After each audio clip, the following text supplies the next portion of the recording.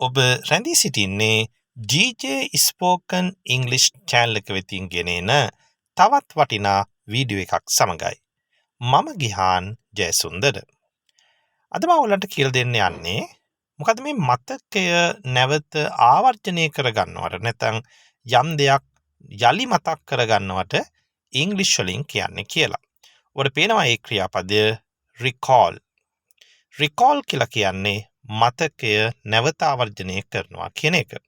අපි බලමු මේ ක්‍රියාපදයේ යොදලා කොහොමද ඉංග්‍රීසි කතා කරන්නේ කියලා.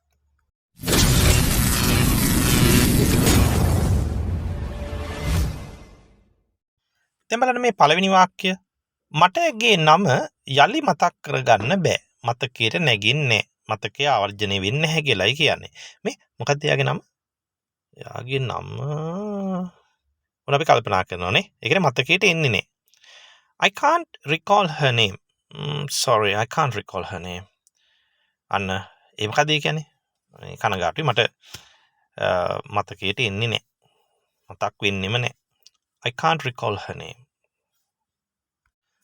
Hi, can you recall my name? Can you recall my name?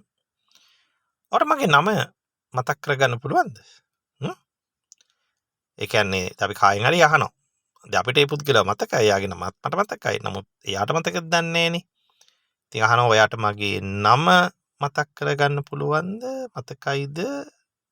Can you recall my name? Can you recall my name? recall කියන ක්‍රියාපදයේ ඔබට පේනවා ආරම්භක අවස්ථාව. ආරම්භක අවස්ථාව recall වෙනවා. ඒ වගේම මේකේ දෙවෙනි අවස්ථාව හේවත් අතීත අවස්ථාව recalled වෙනවා. ed එකතු වෙනවා. past participle තුන්වෙනි අවස්ථාවටත් ed එකතු වෙන්නේ. එහෙනම් recall, recalled, recalled. දැන් මොන හරි දෙයක් සිද්ධ වුණාම අහනවා අපි කායින් හරි මේ ඔයාට පුළුවන් ද හරියටම මොකක්ද උනේ කියලා මතක් කරලා කියන්න අපිට. Can you recall exactly what happened? අර exactly හරියටම. Can you recall exactly what happened? ඔයාට මතක් කරගන්න පුළුවන් ද හරියටම මොකද්ද සිද්ධ වුනේ කියලා. right? උන අපි කායෙන් හරි මේ සිද්ධියට මොන දුන්න නැත්නම් ඊළඟ හිටපු කෙනෙක්ගෙන් අපි අහනවා. ඒ විදිහට. යම් සිද්ධියක් වුණාම අහන්නේ.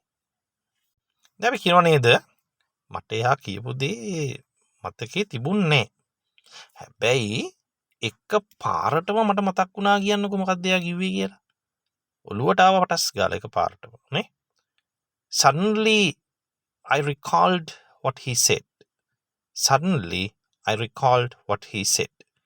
එක පාරටම suddenly එක පාරටම මට මතකයට ආවා ඔහු මොකක්ද කිව්වේ කියලා.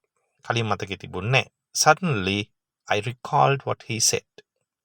මේ ආදි වශයෙන් ඔබට recall කියන ක්‍රියාපදය යොදලා ඉංග්‍රීසි වැකි කතා කිරීමේ හැකියාව තියෙනවා.